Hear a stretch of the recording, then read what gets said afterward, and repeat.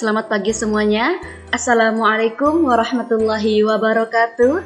Om Swastiastu, salam sejahtera bagi kita semua. Bagaimana kabar kalian? Apakah baik-baik saja? Baik, Ibu harap semuanya dalam keadaan sehat ya di masa pandemi ini. Perkenalkan, nama saya Mila Cynthia SPD, selaku Guru Mata Pelajaran Bahasa Indonesia di SMP Negeri 4 Sawan. Nah, pada kesempatan ini saya akan membawakan materi mengenai pengenalan cara belajar di masa pandemi COVID-19 pada tahun pelajaran 2021-2022 untuk menyelenggarakan belajar di rumah. Baik, sebelum kita memulai mengenai bagaimana sih cara belajar di masa pandemi COVID ini, kita harus mengetahui terlebih dahulu pengertian belajar. Nah, belajar itu merupakan akibat adanya interaksi antara stimulus dan respon. Nah, seseorang akan dianggap telah belajar apabila ia sudah dapat menunjukkan perubahan perilakunya. Contoh dari yang tidak tahu menjadi tahu, tidak bisa menjadi bisa, seperti itu ya. Selanjutnya, SMP Negeri 4 Sawan akan menyelenggarakan pembelajaran secara daring, seperti pembelajaran online dan belajar di rumah, dan pembelajaran secara luring. Adapun pembelajaran daringnya, yang pertama pembelajaran virtual, kemudian yang kedua pembelajaran melalui TV atau radio, yang ketiga pembelajaran melalui media sosial. Nah, biasanya kita sudah semakin pesat ya perkembangan informasi dan komunikasi, seperti kita bisa menggunakan media sosial WhatsApp. Yang paling gampang itu adalah WhatsApp. Misalnya kita ikut belajar di kelas menggunakan grup WhatsApp, bisa juga Google Classroom dan banyak ya. Kemudian pemanfaatan media belajar yang ada di rumah. Banyak sekali media-media belajar yang bisa kita gunakan di rumah ya. Seperti tidak hanya internet, namun banyak seperti buku. Kita bisa belajar di majalah, tabloid, koran, banyak sekali pokoknya. Kemudian belajar luring.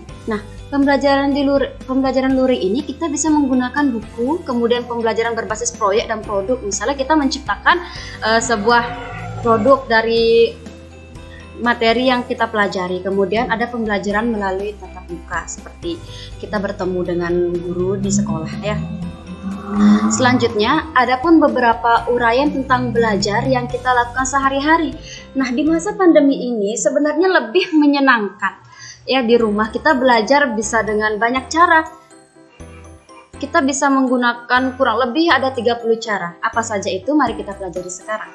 Yang pertama, belajar kelompok. Nah, apakah kalian sudah mengerti yang dimaksud dengan belajar kelompok? Ya, betul. Belajar kelompok itu kita dapat menjadikan kegiatan berkelompok di rumah dengan teman sebaya. Misalnya, kita akan belajar tentang mata pelajaran bahasa Indonesia. Nah, kita bisa belajar kelompok bersama teman, misalnya 2 atau 3, bahkan lebih teman, agar pembelajaran kita lebih menyenangkan. Kemudian yang kedua, rajin membuat intisari pelajaran. Dari materi-materi yang sudah diberikan atau yang kita baca, kita akan membuat catatan-catatan intisari agar kita lebih mudah mempelajari dan mengingat materi yang diberikan. Kemudian membuat perencanaan yang baik. Jika kita ingin mencapai suatu tujuan, kita harus melakukan atau membuat perencanaan yang baik agar tujuan itu bisa dicapai. Selanjutnya yang keempat, disiplin dalam belajar. Disiplin merupakan kunci kesuksesan. Oleh karena itu, dalam belajar kita harus disiplin agar ilmu yang kita dapatkan bisa masuk dan kita lebih mudah memahaminya. Yang kelima, menjadi aktif bertanya dan bertanya. Dalam pembelajaran, kita harus aktif bertanya. Biasanya, jika kita bertanya tentang sesuatu kepada guru, maka kita akan mengingat apa yang kita tanyakan. Dan kita akan mengerti, akan lebih ingat, lebih mengerti apa yang permasalahan yang kita tanyakan. Belajar dengan serius dan tekun. Kita sebagai siswa, tugas kita adalah belajar. Tapi belajar yang harus serius dan tekun, jangan hanya sekedar belajar. Kemudian menghindari belajar berlebihan. Belajar itu sangat bagus, namun perlu kita garis bawahi bahwa belajar secara berlebihan juga tidak baik, karena di masa pandemi ini kita juga perlu istirahat. Jadi belajarlah sesuai dengan keperluan dan kebutuhan. Kemudian jujur dalam mengerjakan ulangan dan ujian. Kita sebagai siswa yang baik harus mengerjakan ulangan dan ujian secara jujur. Tidak boleh menyontek, tidak boleh mengganggu teman. Kita harus percaya diri, ya.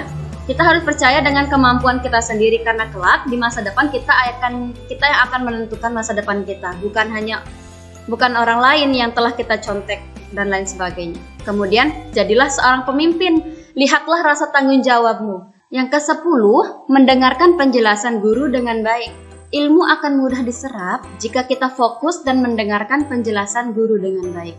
Kita tidak tolak-toleh, fokus kita tetap ke guru, kita tidak lain-lain, pikiran kita tetap di pelajaran, maka ilmu akan mudah untuk kita serap, ya. Selanjutnya, jangan malu untuk bertanya. Nah, kadangkala kita sebagai siswa biasanya sering merasakan malu mau nanya tapi tidak mengerti. Ini hal yang salah, ya.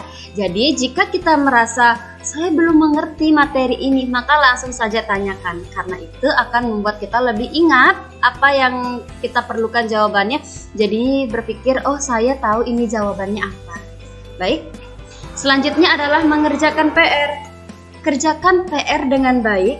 Jangan selalu mencari alasan untuk tidak mengerjakannya. Apalagi di masa pandemi ini, tidak ada alasan untuk tidak mengerjakan PR, karena kita bisa mengerjakannya di rumah. Selanjutnya, selalu mengulang pelajaran yang sudah diajarkan. Setelah kalian melakukan pembelajaran di kelas, alangkah lebih bagusnya jika kalian selalu mengulang pelajaran yang sudah diajarkan. Kemudian jangan lupa yang ke-14, cukup istirahat, makan, dan bermain. Selanjutnya, banyak berlatih pelajaran yang kurang disukai. Nah, banyak kasus siswa yang tidak menyukai pelajaran. Contoh, misalnya pelajaran bahasa Indonesia. Kalian tidak menyukai pelajaran bahasa Indonesia, tapi nanti ketika diberi tugas, kalian tidak bisa mengerjakannya. Nah, oleh karena itu, banyak berlatih pelajaran yang kurang disukai. Contohnya, mengerjakan soal-soal, banyak membaca. Selanjutnya, ikutilah kegiatan ekstrakurikuler yang kamu senangi. Kemudian, carilah pembimbing yang baik. Di rumah, kita sudah memiliki orang tua, kakak, paman, bibi. Mereka bisa dijadikan sebagai pembimbing yang baik dalam kita melakukan pembelajaran. Kemudian, jangan suka mencontek teman. Kita harus percaya pada diri kita sendiri, percaya pada kemampuan kita sendiri. Ya anak-anak, belum tentu teman yang kita contek jawabannya benar. Bisa saja jawaban yang kalian sudah benar, kalian mencontek ke teman jadi salah, ya. Jadi kita harus percaya pada diri kita sendiri. Ibu lanjutkan mengenai niat dengan sungguh-sungguh. Selanjutnya yaitu lokasi dan situasi yang kondusif.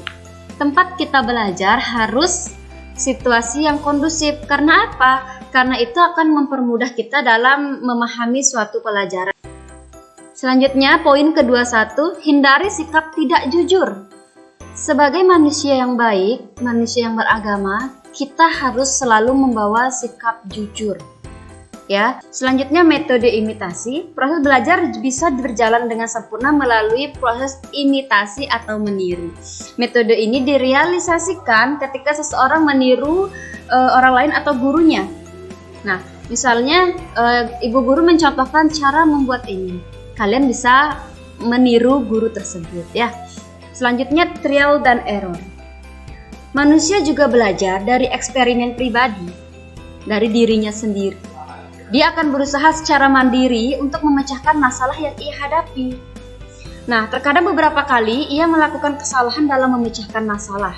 Namun, ia juga beberapa kali mencoba untuk kembali melakukannya, sampai akhirnya ia pun mampu dan menyelesaikan masalah besar tersebut. Jadi kita harus selalu mencoba, jangan pernah patah semangat, ya. Selanjutnya, conditioning.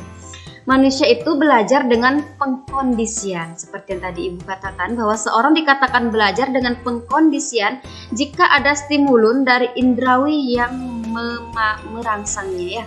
Ketika itulah seseorang menanggapi stimulus tersebut. Tanggapan ini ia berikan suatu respon yang juga dibarengi dengan stimulus netral. Kemudian respon menyertai stimulus netral itu akan diulangi beberapa kali. Nah, kemudian ada metode berpikir.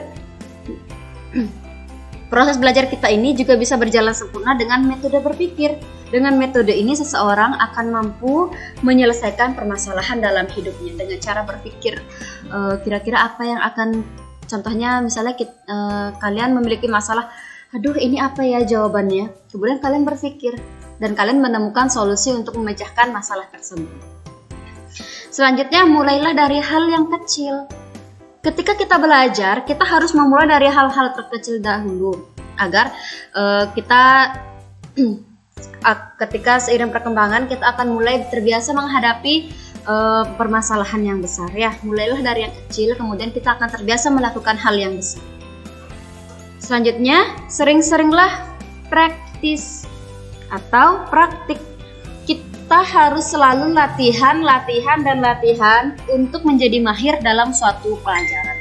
Misalnya, kamu kurang mahir dalam pelajaran matematika atau bahasa Indonesia. Kuncinya adalah kamu harus sering-sering melakukan latihan menjawab soal, latihan membaca materi-materi tersebut, dan banyak sekali ya. Nah, lanjutannya yaitu fokus. Seperti yang sudah Ibu jelaskan tadi, kita harus fokus ketika kita melakukan pembelajaran di kelas. Kemudian mohon bimbingan kepada Tuhan. Setiap kita hendak belajar, kita harus berdoa terlebih dahulu ya, agar ilmu yang kita serap sesuai dengan bimbingan Tuhan yang Maha Esa ya. Selanjutnya, menggunakan media dan sumber-sumber yang relevan. Di masa pandemi ini, kita tidak hanya belajar tentang menggunakan internet atau lain sebagainya. Buku juga masih tetap bisa digunakan. Sekian materi yang dapat Ibu sampaikan. Semoga kalian dapat memahami dengan baik, dan selamat datang di SMP Negeri 4 Sawan. Semoga kita bisa menjadi keluarga yang baik. Ibu akhiri dengan wassalamualaikum warahmatullahi wabarakatuh. Om Santi Santi Santi Om. Selamat pagi.